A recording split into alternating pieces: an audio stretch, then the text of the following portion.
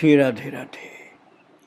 भक्तों, श्रीमद् भगवद गीता भाव मंथन कार्यक्रम प्रारंभ किया जा रहा है।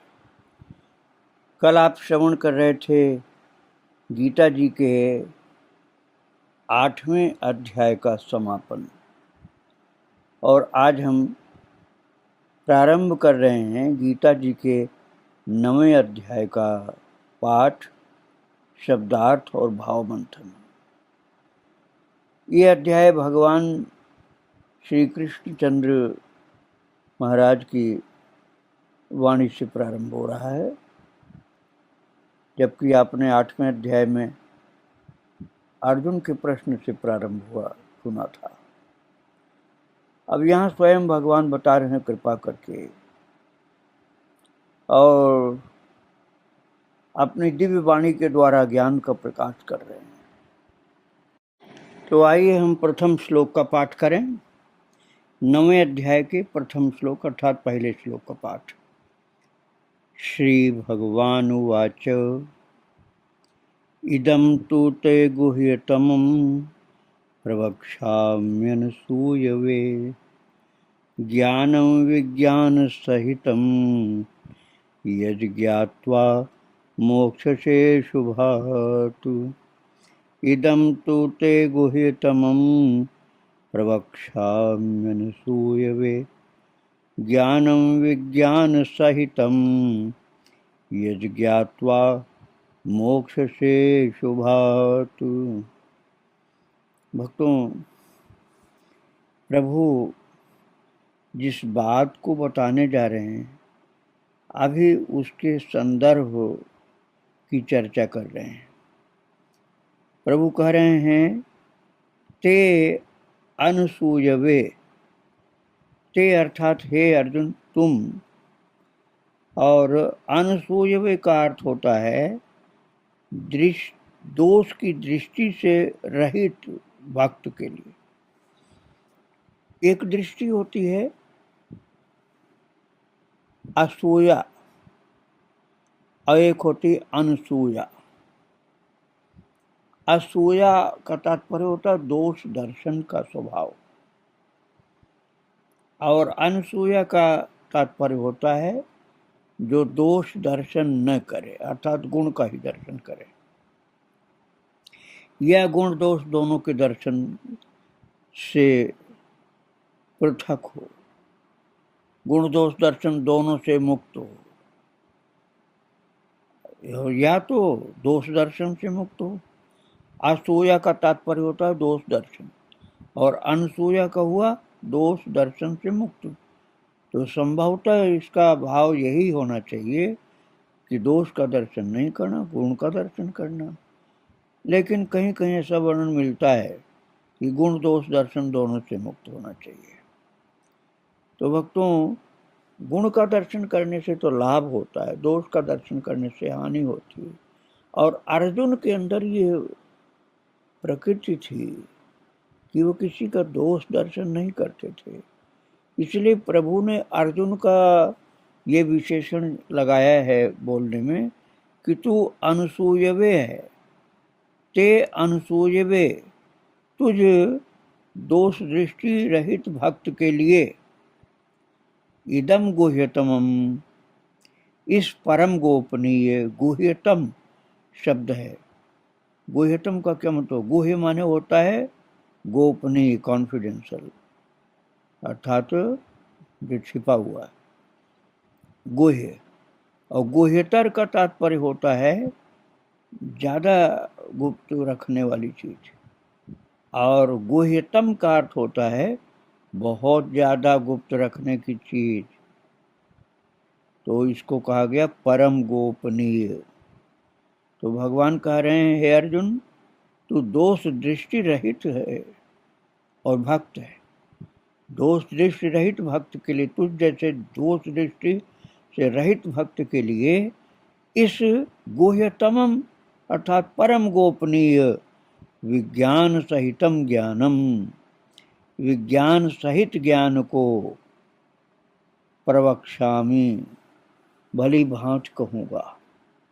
एक तो होता वक्षामि, वक्षामि मतलब होता है कहूँगा, और एक प्रवक्षामि अर्थात प्रकृष्टेण अर्थात विशेष रूप से मैं अच्छी प्रकार से कहूँगा, समझा करके ज्ञान को जो विज्ञान के सहित है।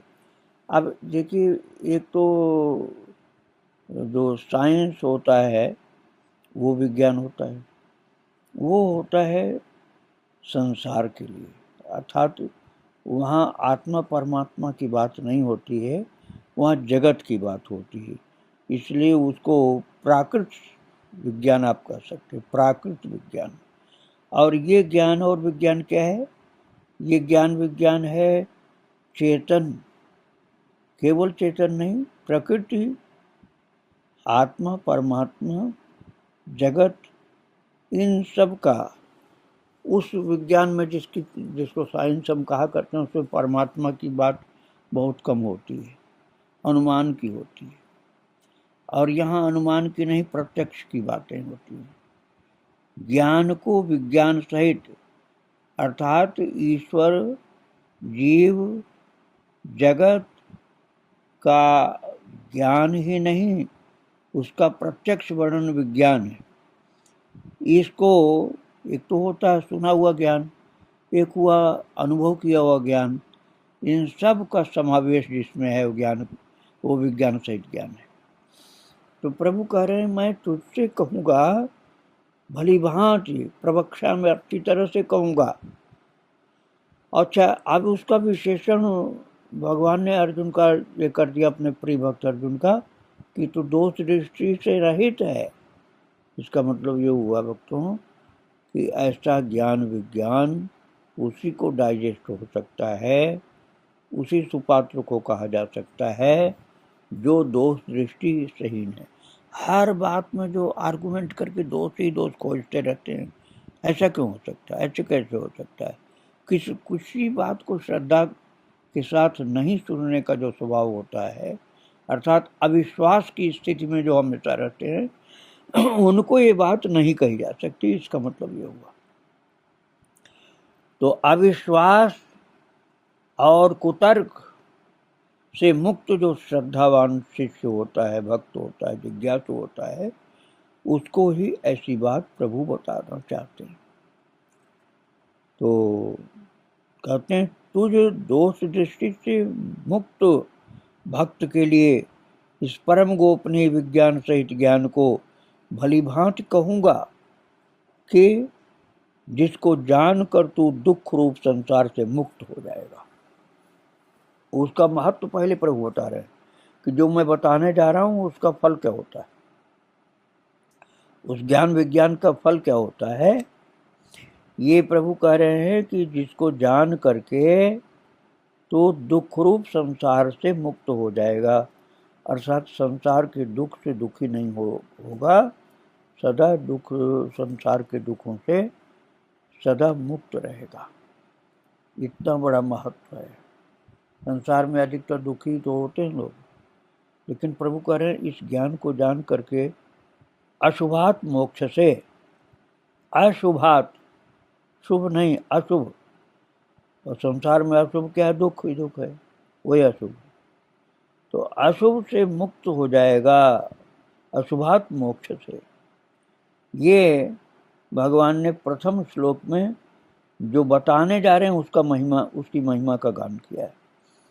और फिर जो बताने जा रहे हैं उसका नाम क्या है, उसका परिचय क्या है, ये दूसरे श्लोक में बोलते हैं प्रभु। राज विद्या राजगुह्यम पवित्रमिदमुत्तमं प्रत्यक्षावगमं धर्म्यं सुसुखं कर्तुमव्ययम्।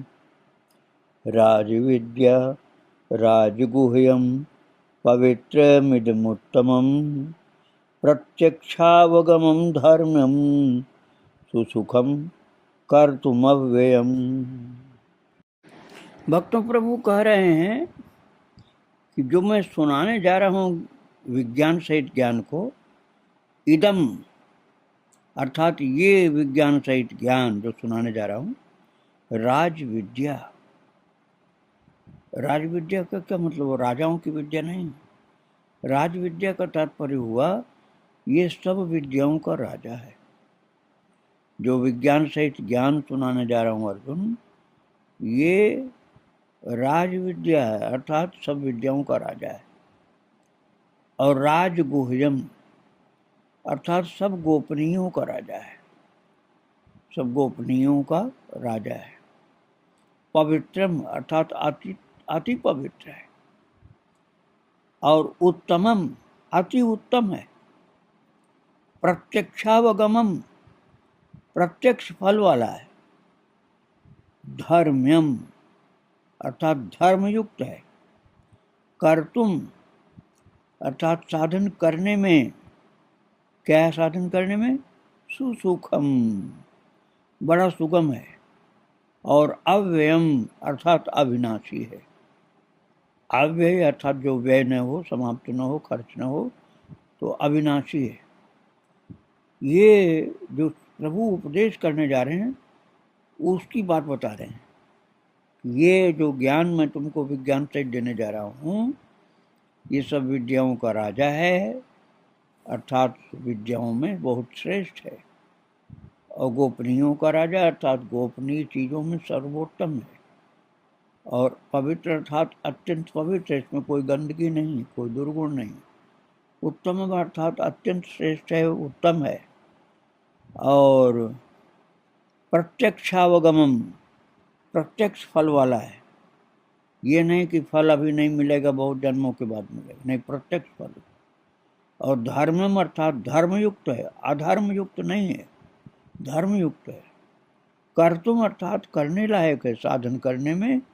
सुसुखम बड़ा सुगम है। और अव्ययम अर्थात अविनाशी है। ये प्रभु ने उपदेश के पहले बता दिया।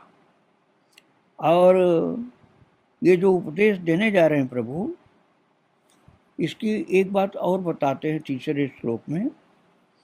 अश्रद्धानः पुरुषा धर्मस्यास्य परन्तप अप्राप्य माम निवर्तन्ते मृत्यु संसार वर्तमनि। अश्रद्धानः पुरुषा धर्मस्यास्य परन्तप अप्राप्य माम निवर्तन्ते मृत्यु संसार वर्तमनि। भगवान कहते हैं परंतप, हे परंतप अर्जुन, परंतप अर्थात तपस्या करने में परम श्रेष्ठ।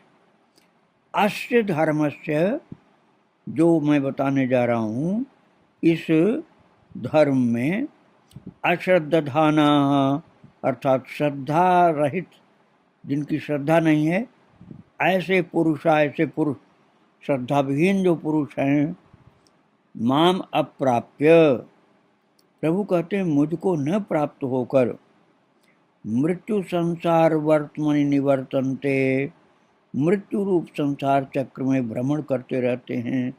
जन्मना मरना यही उनका चालू रहता है। इस धर्म में जो श्रद्धा सहित नहीं जुटकर, श्रद्धा विहीन होकर के सुनते हैं अर्थात उपेक्षा कर देते हैं, वो मुझे न प्राप्त होकर मृत्यु संसार में जन्मने मरने में लगे रहते हैं। ये भगवान ने तीसरे श्लोक में इसलिए बताया कि सावधान हो जाओ। जो मैं बताने जा रहा हूँ इसका महत्व समझो, बहुत महत्वपूर्ण बात है जो मैं बताने जा रहा हूँ।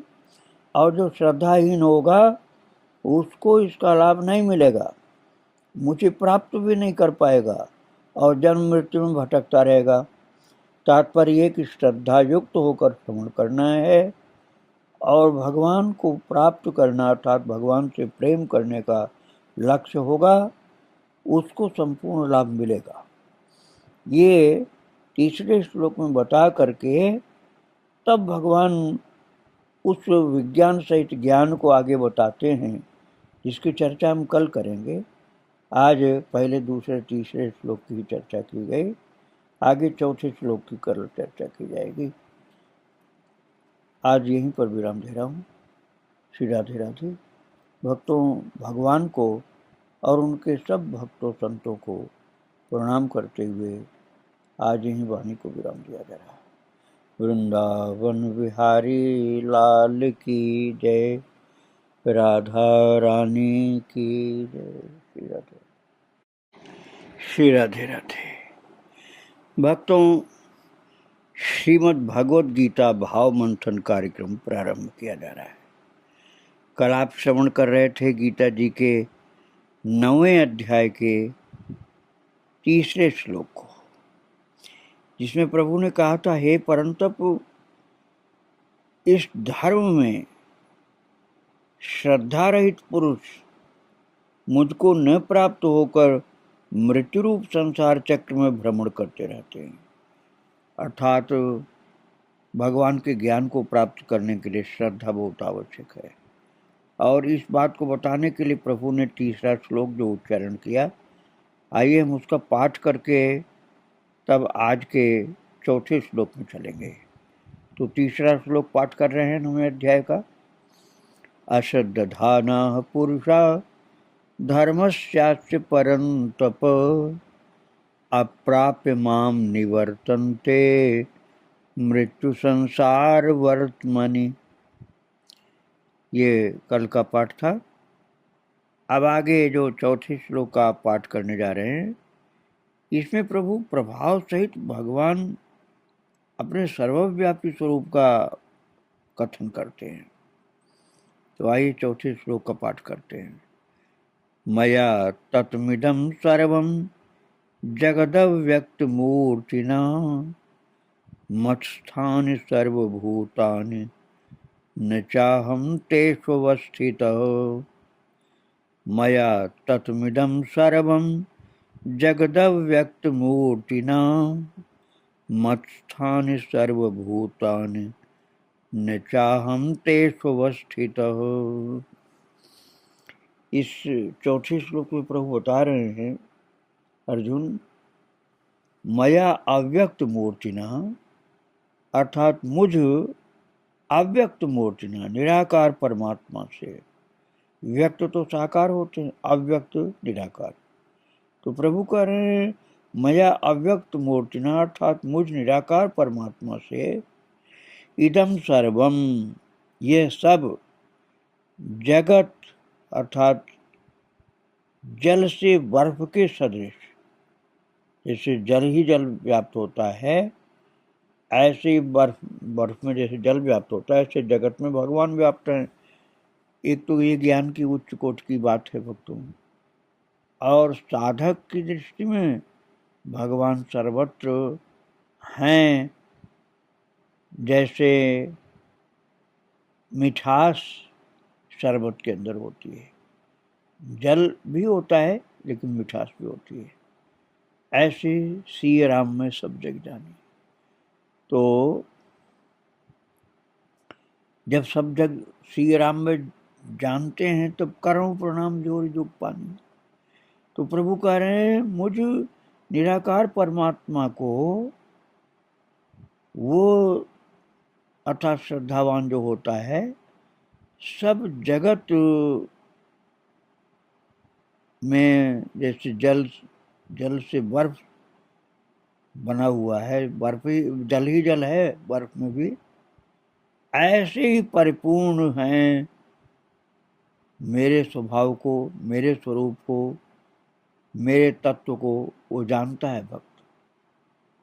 तो सर्वभूतानि, सभी भूत अर्थात सभी प्राणी, मत्स्थानि, मेरे अंतर्गत संकल्प के आधार स्थित हैं, किंतु वास्तव में अहम तेषु न अवस्थितः, मैं उनमें स्थित नहीं हूं। अब ये ठाकुर जी कह रहे हैं कि देखो, निराकार परमात्मा से ये सब जगत परिपूर्ण है। निराकार परमात्मा से सब जगत परिपूर्ण है और सब प्राणी मेरे अंतर्गत संकल्प के आधार पर स्थित हैं, मैं उनमें स्थित नहीं हूं। अर्थात अद्वैत और द्वैत दोनों है। अद्वैत में तो सब जैसे जल से ही बर्फ बना ऐसे हैं, लेकिन द्वैत में परमात्मा जो अलग हैं और सब प्राणी अलग हैं, तो ये दोनों ही सिद्धांत है और भगवान ने दोनों को स्वीकार किया बिल्कुल।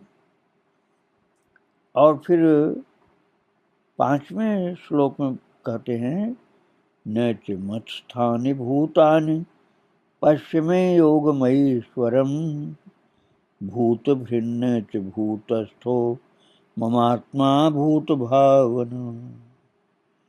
न च मत्स्थानि भूतानि पश्चिमे योगमयीश्वरम भूत भिन्न च भूतस्थो ममात्मा भूत भावना।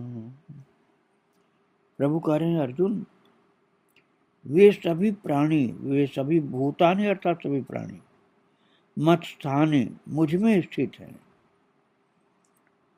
और किंतु मेरी ईश्वरीय योग शक्ति को देख कि भूतों का धारण पोषण करने वाला और भूतों को उत्पन्न करने वाला भी मेरा आत्मा वास्तव में भूतों में स्थित नहीं है। यहाँ प्रभु ने अपनी उस शक्ति को समझाया है जो गवर्न करने की, क्रिएट करने की शक्ति है, अर्थात स्वामीपना। जो भगवान का स्वामीपना, मालिक जो हैं, उस स्वरूप को भगवान कह रहे हैं कि ये सभी भूतान अर्थात प्राणी मुझ में स्थित हैं, क्योंकि विराट ब्रह्म जो भगवान विराट रूप धारण करते हैं तो सभी उनके अंतर्गत होते हैं। तो विराट रूप में प्रभु के अंतर्गत सभी हैं। भगवान का विराट रूप, प्राणी का सूक्ष्म छोटा स्वरूप, तो सब भगवान के अंतर्गत। और ईश्वरीय योग शक्ति भगवान बता रहे हैं कि ये सब मेरे अंतर्गत हैं। मैं भूतों को धारण पोषण सब करता हूँ, फिर भी भूतों को उत्पन्न करने वाला, वो धारण करने वाला, पोषण करने वाला होने पर भी मेरा आत्मा अर्थात मैं भूतों में स्थित नहीं हूँ, क्योंकि मैं उनको गवर्न करने वाला हूँ। अब ये एक तो भगवान तदाकार हो जाते हैं अर्थात अद्वैत में स्थित होते हैं, और एक इन सब को शासन करने वाले, पैदा करने वाले, पोषण करने वाले होने से इनके स्वामी हो गए और जीव इनका अंश हो गया, सेवक हो गया। इन दोनों बातों को प्रभु ने स्वीकार किया है। और इसके बाद फिर 6वें श्लोक में प्रभु बोलते हैं, यथा काश स्थितो नित्यम वायु सर्वत्र गो महान तथा सर्वाणि भूतानि मत्स्थानीत्युपधारय। यथा काश स्थितो नित्यम वायु सर्वत्र गो महान तथा सर्वाणि भूतानि मत्स्थानीत्युपधारय। अब प्रभु कह रहे हैं कि अर्जुन, जैसे आकाश से उत्पन्न, जैसे आकाश से उत्पन्न, यथा सर्वगत सर्वत्र ग, जैसे आकाश से उत्पन्न सर्वत्र विचरने वाला, सर्वत्र ग अर्थात सर्वत्र विचरने वाला महान वायु, महान वायु अर्थात शक्तिशाली वायु, नित्यम आकाश स्थित, नित्यम अर्थात सदा आकाश स्थित, आकाश में ही स्थित है। जैसे आकाश में ही उत्पन्न होने वाला, क्योंकि हवा कहाँ से उत्पन्न होती है? आकाश से ही, अर्थात आकाश के अंतर्गत ही हवा उत्पन्न होती है, और वो सर्वत्र विचरने वाली वायु है और महान है अर्थात शक्तिशाली है और सदा आकाश में ही स्थित है। वैसे ही मेरे संकल्प द्वारा उत्पन्न होने से, प्रभु कहते हैं मेरे संकल्प से उत्पन्न होने से संपूर्ण भूत अर्थात संपूर्ण प्राणी मुझ में स्थित हैं ऐसा जान। भगवान की शक्ति और भगवान के विराट स्वरूप, भगवान के ही कर्ता धर्ता होने से प्रभु कह रहे हैं सबको मुझ में स्थित जान, ऐसा जान। और ये छठे श्लोक की बात रही। अब 7वें श्लोक में प्रभु क्या कहते हैं? सर्वभूतानि कौन्तेय प्रकृतिम यान्ति मामकाम कल्पक्षये पुनस्तानि कल्पादौ विसृजाम्यहम्। प्रभु कहते हैं सर्वभूतानि कौन्तेय प्रकृतिम यान्ति मामिकाम कल्पक्षये पुनस्तानि कल्पादौ विसृजाम्यहम्। सर्वभूतों की उत्पत्ति और प्रलय की बात प्रभु कर रहे हैं इस 7वें श्लोक में। भगवान कहते हैं हे अर्जुन, कल्पों के अंत में सभी भूत अर्थात सभी प्राणी, सर्वभूतान मतलब सभी भूत प्रेत नहीं, सभी प्राणी। हे अर्जुन, कल्पों के अंत में कल्पक्षय, कल्पक्षय अर्थात कल्प के समाप्ति पर, सर्वभूतान अर्थात सभी प्राणी मामिकाम प्रकृतिम यान्ति, मेरी प्रकृति को प्राप्त होते हैं अर्थात प्रकृति में लीन हो जाते हैं। सभी प्राणी प्रकृति में लीन हो जाते हैं कब? कल्पक्षय, कल्प के अंत में। और कल्पादौ अर्थात कल्प के आदि में। कल्प की बात मैं आपको पहले बता चुका हूँ भक्तों, 1000 बार सतयुग, त्रेता, द्वापर, कलयुग चारों बीत जाए तब एक कल्प होता है। तो कल्प के अंत में सब प्राणी भगवान कहते हैं मेरी प्रकृति को प्राप्त होते हैं अर्थात मेरी प्रकृति में लीन हो जाते हैं। और कल्प के आदि में उनको मैं फिर रचता हूँ। अब ये समझ लो कि पहले मैं आपको बता चुका हूँ कि ये कार्य ब्रह्मा करते हैं। कल्प के अंत में ब्रह्मा में लीन होते हैं अर्थात ब्रह्मा उनको अपने में समेट लेते हैं और कल्प के आदि में उन सबको यथापूर्वम अकल्पयत, जैसे पहले थे उसी के अनुसार से फिर प्रकट करते हैं। अब ये बात मैंने ब्रह्मा की आपको बताई थी। यहाँ 9वें अध्याय के 7वें श्लोक में प्रभु कह रहे हैं मैं करता हूँ कि अर्जुन, कल्पों के अंत में सब प्राणी मेरी प्रकृति को प्राप्त होते हैं अर्थात मेरी प्रकृति में लीन हो जाते हैं और कल्पों के आदि में अर्थात प्रारंभ में उनको मैं फिर रचता हूँ अर्थात फिर से प्रकट करता हूँ। तो यहाँ ये सिद्ध होता है भक्तों कि ब्रह्मा जी जो हैं वो भगवान के ही एक प्रकार के स्वरूप, ब्रह्मा जी भगवान से ही प्रकट एक स्वरूप, भगवान के प्रतिनिधि, भगवान के ही कार्य भगवान की इच्छा से, भगवान की शक्ति से करते हैं। इसलिए भगवान ने ब्रह्मा के कार्य को अपना ही कार्य बताया है। यहाँ भगवान का जो कार्य है वो ब्रह्मा जी करते हैं, तो ब्रह्मा के कार्य को भगवान ने अपना कार्य बताया कि कल्प के अंत में सब प्राणी मेरी प्रकृति में प्राप्त हो जाते हैं। मेरी प्रकृति अर्थात भगवान की प्रकृति में, और वही ब्रह्मा की बात पहले बताई गई।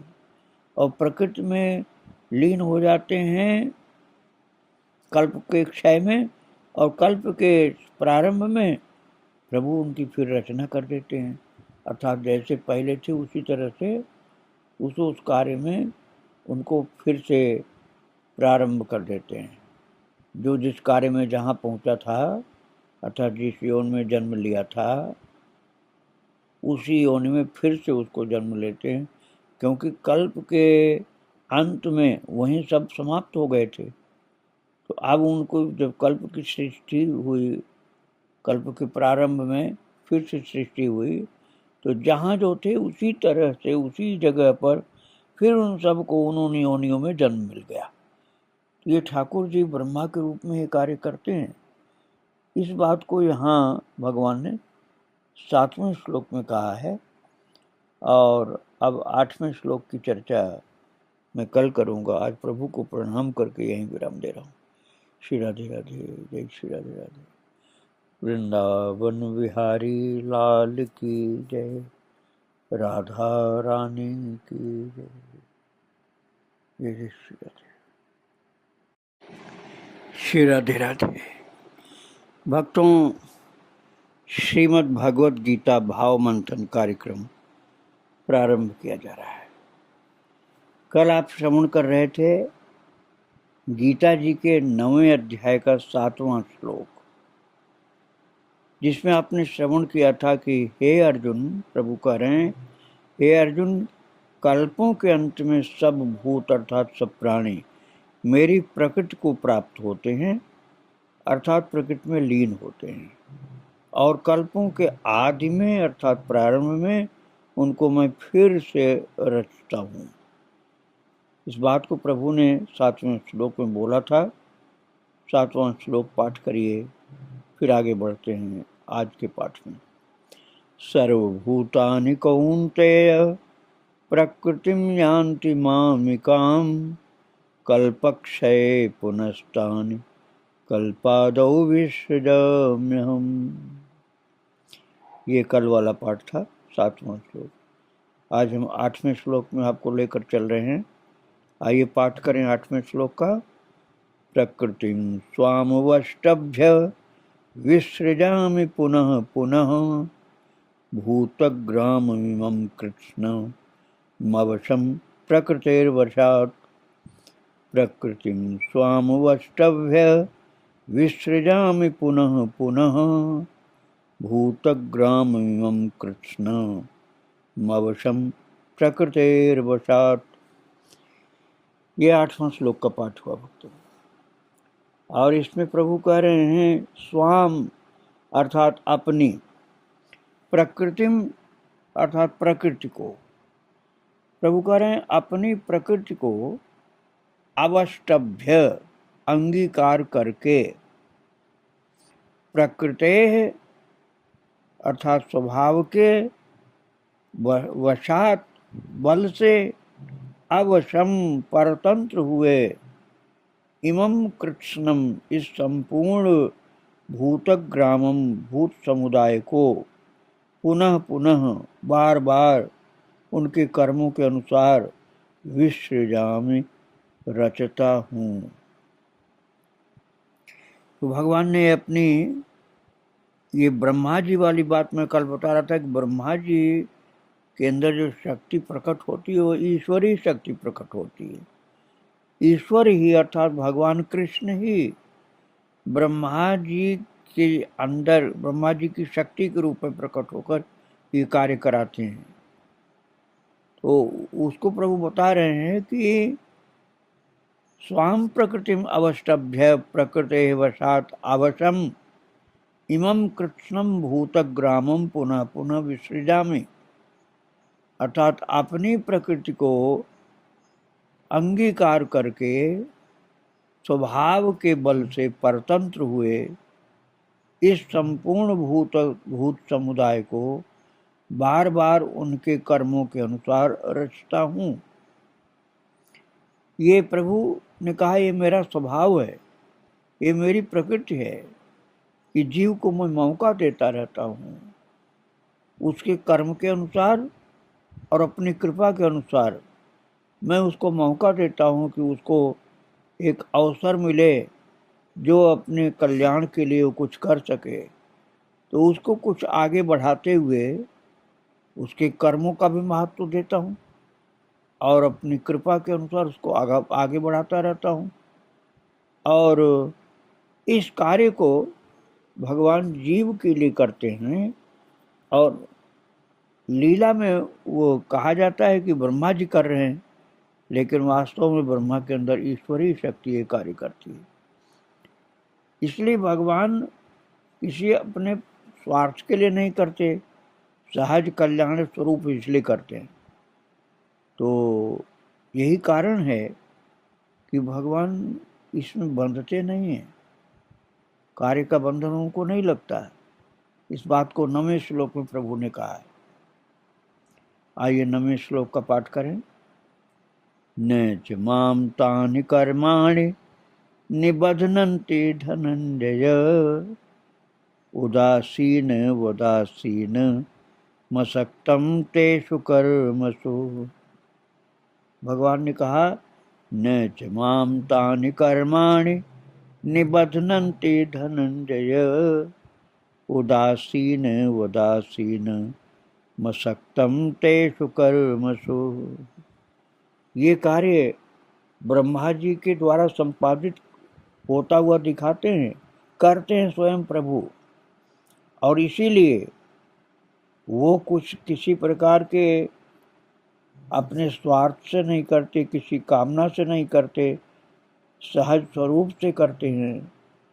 तो इसलिए कहते हैं प्रभु कि धनंजय अर्थात हे सद्गुणों के जीतने वाले अर्जुन, तेषु कर्मसु असक्तम च उदासीनवत आसीनम माम तानि कर्माणि न निबध्नन्ति। प्रभु कहते हैं अर्जुन, उन कर्मों में अर्थात जो कर्म मैंने अभी बताया, भगवान जीव को बार बार उनके कर्मों के अनुसार और मेरी कृपा के अनुसार रचना उनकी होती है, अर्थात शरीर प्राप्त होता है।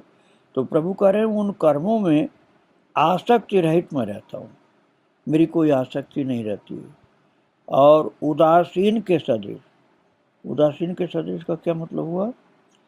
जिसके संपूर्ण कार्य कर्तृत्व भाव के बिना अपने आप सत्ता मात्र से ही होते हैं, उसका नाम उदासीन के सदृश है। तो प्रभु कहते हैं कि हे अर्जुन, मैं उन कर्मों में आसक्ति रहित और उदासीन के सदृश स्थित हो करके मुझ परमात्मा को वे कर्म इसलिए निभाते हैं कि मैं उनमें उदासीन के सदृश रहता हूँ, आसक्ति रहित रहता हूँ। ये 9वें श्लोक में प्रभु ने कहा है। अब आइए हम 10वें श्लोक का पाठ करते हैं। और प्रकृति के द्वारा चराचर की जो उत्पत्ति होती है उसकी बात प्रभु ने कही है 10वें श्लोक में। मयाध्यक्षेण प्रकृति सूयते सचराचरम हेतुनानेन कौन्तेय जगद्वि परिवर्तते। मयाध्यक्षेण प्रकृति सूयते सचराचरम हेतुनानेन कौन्तेय जगद्वि परिवर्तते।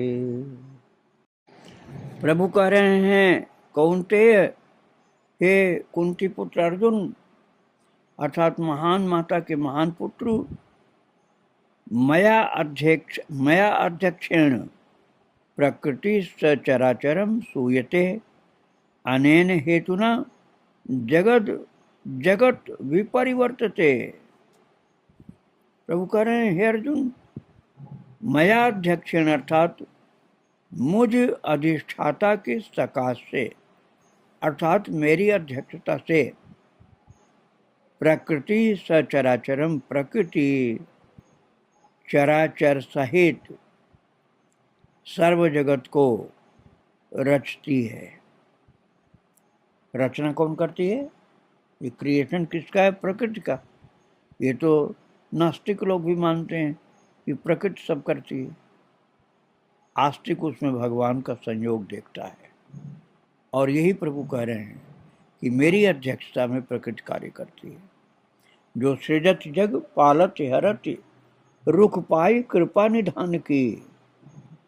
रुख देख करके, भगवान का रुख देख करके सृष्टि अर्थात प्रकृति कार्य करती है। बिना भगवान के रुख के प्रकृति कुछ नहीं कर सकती है। प्रकृति प्रभु की शक्ति है और प्रभु की यह शक्ति भगवान का रुख देख करके कार्य करती है। इस बात को भगवान ने इस 10वें श्लोक में बताया है। 9वें अध्याय के 10वें श्लोक में कहते हैं मयाध्यक्षेण प्रकृति सूयते सचराचरम।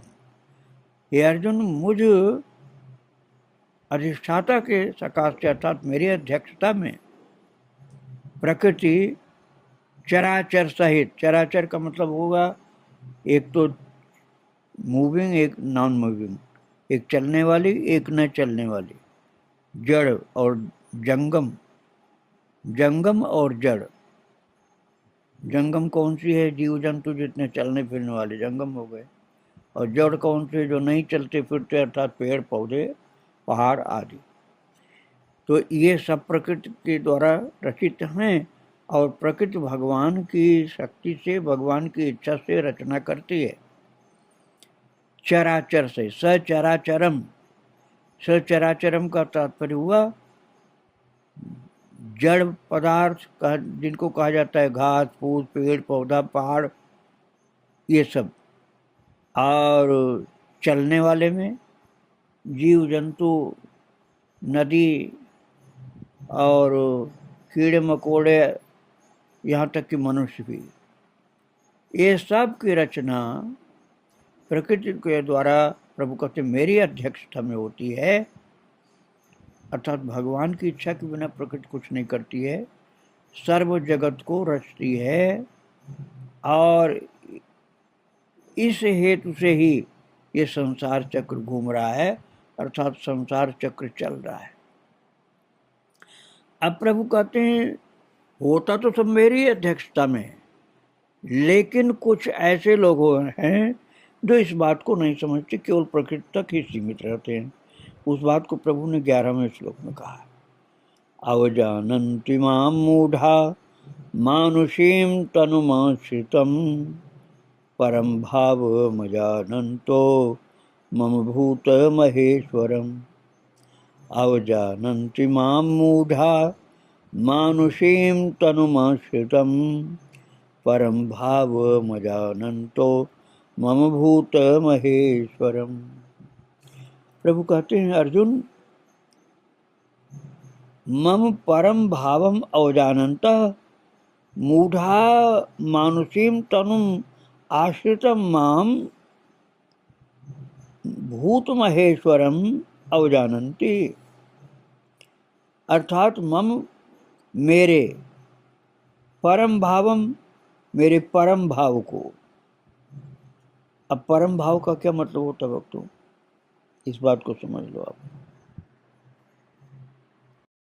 इस बात को प्रभु ने गीता जी के 7वें अध्याय के 24वें श्लोक में कहा है, अव्यक्तम व्यक्तिमापन्नम मन्यन्ते माम बुद्धयः परम भावमजानन्तो ममाव्ययमनुत्तमम्। यही बात वहाँ आगे परम भाव कहते हैं, और अब यहाँ 7वें में भी कहा, फिर 9वें अध्याय में भी कहा। तो यहाँ कहते हैं बुद्धिहीन पुरुष मेरे अनुत्तम अविनाशी परम भाव को न जानते हुए अव्यक्तम मन इंद्रियों से परे मुझ सच्चिदानंद घन परमात्मा को मनुष्य की भांति जन्म कर लेकर के व्यक्ति भाव को प्राप्त हुआ मानते हैं। तो भक्तों, गीता जी के 9वें अध्याय के इस 11वें श्लोक में प्रभु साफ कहते हैं, अवजानन्ति मां मूढ़ा। मूढ़ा का मतलब महामूर्ख।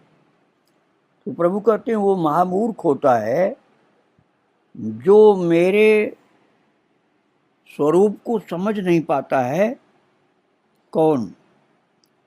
मेरे किस स्वरूप को? कहते हैं मानुषीम तनुम आश्रितम। मेरा मनुष्य जैसा जो स्वरूप है, मनुष्य जैसा रूप मेरा जो दिखलाई पड़ रहा है, इसको देख करके मोह में पड़ जाता है और मेरे तत्व को नहीं समझता है। तो मेरे परम भाव को न जानने वाले मूढ़ लोग मनुष्य का शरीर धारण करने वाले मुझ संपूर्ण भूतों के महान ईश्वर को सामान्य मनुष्य समझने लग जाते हैं। अर्थात अपने योग माया से संसार के उद्धार के लिए मनुष्य रूप में विचरते हुए मुझ परमेश्वर को साधारण मनुष्य समझने लग जाते हैं। तो ये उनका अज्ञान होता है, जिससे वो मुझको एक माता पिता से उत्पन्न हुआ सामान्य मनुष्य समझने लग जाते हैं और मेरे इस रहस्य को, मेरे तत्व को, मेरी शक्ति को, मेरी प्रकृति की अध्यक्षता की शक्ति को, मेरी संपूर्ण क्रियाओं को न जानने के कारण मुझे तत्व से नहीं जान पाते हैं। तो ये भगवान ने 11वें श्लोक में कहा है फिर कल इस पर चिंतन करते हुए आगे बढ़ेंगे। आज प्रभु को और उनके भक्तों को प्रणाम करके यहीं विराम दे रहा हूँ। श्री राधे राधे, जय श्री राधे। वृंदावन बिहारी लाल की जय, राधा रानी की जय। श्री राधे, श्री राधे राधे। भक्तों, श्रीमद् भगवद गीता भाव मंथन कार्यक्रम प्रारंभ किया जा रहा है। कल आप श्रवण कर रहे थे गीता जी के 9वें अध्याय का 11वां श्लोक, जिसमें प्रभु ने बताया था कि मेरे परम भाव को न जानने वाले मूढ़ लोग मनुष्य का शरीर धारण करने वाले मुझ संपूर्ण भूतों के महान ईश्वर को तुच्छ समझते हैं, अर्थात अपने योग माया से संसार के उद्धार के लिए मनुष्य रूप में विचरते हुए मुझ परमेश्वर को साधारण मनुष्य मानते हैं। इस बात को बताने के लिए प्रभु ने श्लोक बोला था, 11वां श्लोक, जो कल आप पाठ कर चुके हैं। आइए उसको फिर से पाठ करके फिर आगे के श्लोक को अध्ययन के लिए प्रारंभ करेंगे। तो कल वाला श्लोक 11वां श्लोक, जिसका रूपांतर मैंने आपको सुनाया, अब श्लोक का पाठ करेंगे। अवजानन्ति मां मूढ़ा मानुषीं तनुमाश्रितं, परं भावमजानन्तो मम भूत महेश्वरम्। अवजानन्ति मां मूढ़ा मानुषीं तनुमाश्रितं, परं भावमजानन्तो मम भूत महेश्वरम्। ये हुआ कल का पाठ भक्तों। अब आज वाला पाठ हम लेते हैं। 12वां श्लोक, 9वें अध्याय का 12वां श्लोक। मोघाशा मोघ कर्माणो मोघ ज्ञान विचेतसः, राक्षसीमासुरीं चैव प्रकृतिं मोहिनीं श्रिताः। मोघाशा मोघ कर्माणो मोघ ज्ञान विचेतसः, राक्षसीमासुरीं चैव प्रकृतिं मोहिनीं श्रिताः। प्रभु कह रहे हैं अपने प्रिय भक्त अर्जुन को, कहते हैं मोघाशाः मोघ कर्माणः मोघ ज्ञान विचेतसः, राक्षसीं आसुरीं च मोहिनीं प्रकृतिम एव श्रिताः। प्रभु कहते हैं मोघाशा अर्थात व्यर्थ आशा, मोघ कर्माण अर्थात व्यर्थ कर्म, और मोघ ज्ञान व्यर्थ ज्ञान वाले, विचेतस अर्थात विक्षिप्त चित्त अज्ञानी जन, राक्षसीम अर्थात राक्षसी, आसुरीम आसुरी च और मोहिनीम मोहिनी, प्रकृतिम प्रकृति को ही धारण किए रहते हैं, एवं श्रिताः। अब ये जिन लोगों की बात प्रभु ने कल ये कहा था कि मेरे परम भाव को न जानने वाले मूढ़ मनुष्य मुझको मनुष्य शरीर धारण देख करके कि मैं मनुष्य हूँ ऐसा समझते हुए ईश्वर न समझकर तुच्छ मनुष्य समझते हैं, क्योंकि वो मेरे तत्व को जान नहीं पाते। उन्हीं की बात प्रभु यहाँ कह रहे हैं 12वें श्लोक में कि ऐसे लोग क्या होते हैं, व्यर्थ की आशा से युक्त, मोघाशा अर्थात संसार में व्यर्थ की आशा में ही रचे पचे डूबे परेशान होते हुए ईश्वर के प्रति आशा नहीं करते, अपने भगवान के प्रति अपने प्रभु के प्रति आशा न करके सांसारिक मनुष्यों से आशा का बंधन बांधे हुए रहते हैं। और मोघ कर्माणः अर्थात व्यर्थ के कर्म करते रहते हैं। व्यर्थ का कर्म कौन सा होता है? जिसमें भगवान से कोई मतलब नहीं, अपने प्रभु से कोई प्रयोजन नहीं, वो सब व्यर्थ का कर्म है। और मोघ ज्ञान अर्थात व्यर्थ ज्ञान वाले भक्तों, जिस ज्ञान से कोई परमार्थ नहीं होता, कोई कल्याण नहीं होता, कोई उसका लाभ नहीं होता, वो व्यर्थ का ज्ञान होता है।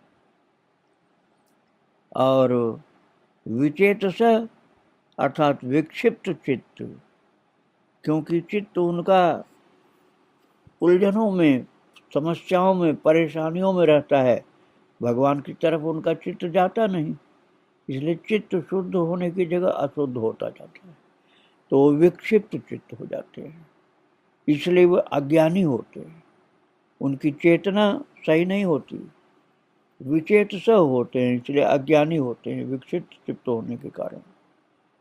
तो ये लोग राक्षसी स्वभाव के हो जाते हैं। कहने के लिए मनुष्य होते हैं, लेकिन इनका स्वभाव राक्षसी हो जाता है। और आसुरी स्वभाव, आसुरी का मतलब होता है अपने प्राणों के लिए ही जीते हैं, और कोई धर्म नहीं, कोई कर्म नहीं। और मोहिनी और भ्रम के जीवन में प्रकृति, ऐसी प्रकृति को, अब ये प्रकृति की बात जो है, मतलब इन लोगों की प्रकृति जो होती, किनकी, जिनकी बात मैं कर रहा था कि व्यर्थ की आशाएं रहते हैं, व्यर्थ के कर्म रहते हैं, व्यर्थ के अज्ञान वाले चीज़ों को ज्ञान समझते हैं, विक्षिप्त चित्त रहते हैं, अज्ञानी जन राक्षसी आसुरी स्वभाव के होते हैं। इनका वर्णन प्रभु ने 16वें अध्याय में भी किया है। वहाँ भगवान ने उनको कहा है आसुरी संपदा वाले। आसुरी, एक दैवी संपदा का विवेचन किया जिसमें भक्त लोग आते हैं, और आसुरी संपदा का विवेचन किया जिसमें नास्तिक और बहुत भटके हुए मूढ़ लोग आते हैं। तो उसी बात को जो आसुरी संपदा वाले लोग हैं, उन्हीं को यहाँ प्रभु ने 9वें अध्याय के 12वें श्लोक में कहा है कि ये व्यर्थ आशा वाले, व्यर्थ कर्म वाले, व्यर्थ ज्ञान वाले, विक्षिप्त चित्त अज्ञानी जन होते हैं, राक्षसी आसुरी स्वभाव के लोग होते हैं। तो वे ऐसे ही स्वभाव में, ऐसी ही निकृष्ट परिस्थिति में जीते रहते हैं, तो उनको ज्ञान कहाँ से हो पाएगा कि भगवान के विषय में कुछ सोचें। और इनके विपरीत, अर्थात जो इन दुर्गुणों से विपरीत दैवी संपदा वाले, जिनको प्रभु 16वें अध्याय में कहते हैं, आप इनको ये समझ लीजिए कि जो जो शब्द मैंने बोला उन सब के विलोम शब्द वाले जो हैं, जैसे विक्षिप्त चित्त की जगह अविक्षिप्त चित्त, राक्षसी की जगह दैवी कह सकते हैं, व्यर्थ आशा की जगह भगवत आशा, और व्यर्थ कर्म की जगह महान सत्कर्म करने वाले, ऐसे जो होते हैं।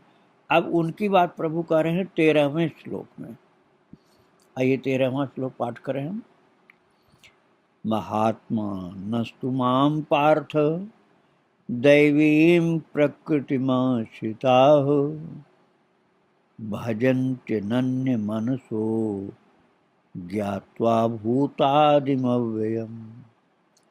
महात्मा नस्तु माम पार्थ दैवीं प्रकृतिमाश्रिताः भजन्त्यनन्य मनसो ज्ञात्वा भूतादिमव्ययम्। ये 13वें श्लोक में प्रभु ने जो पहले राक्षसी और आसुरी लोगों की बात की थी, बिल्कुल उसके उल्टा जो महान पवित्र जीवन वाले होते हैं, उनको प्रभु ने महात्मा कहा है। अब महात्मा शब्द की परिभाषा आपको 13वें श्लोक में सुनने को मिलेगी भक्तों। अब यहाँ 13वें श्लोक में प्रभु कहते हैं, तो पार्थ दैवीं प्रकृतिम आश्रिता महात्मानः माम भूतादिम अव्ययम ज्ञात्वा अनन्य मनसः भजन्ति। अर्थात हे पार्थ, हे प्रथापुत्र अर्जुन, दैवी अर्थात दैवी प्रकृति के आश्रित महात्मा जन मुझको सब भूतों का सनातन कारण, भूतादिम अर्थात सब भूतों सब प्राणियों का सनातन कारण और अव्ययम नाश रहित अक्षर स्वरूप ईश्वर जान करके अनन्य मन से युक्त होकर के निरंतर भजते भजन थी। अब यहाँ प्रभु ने बिल्कुल महात्मा शब्द की व्याख्या कर दी। महात्मा कौन होता है? यहाँ न किसी मजहब की बात है और न किसी पंथ की बात है। एक संत का जो धर्म होता है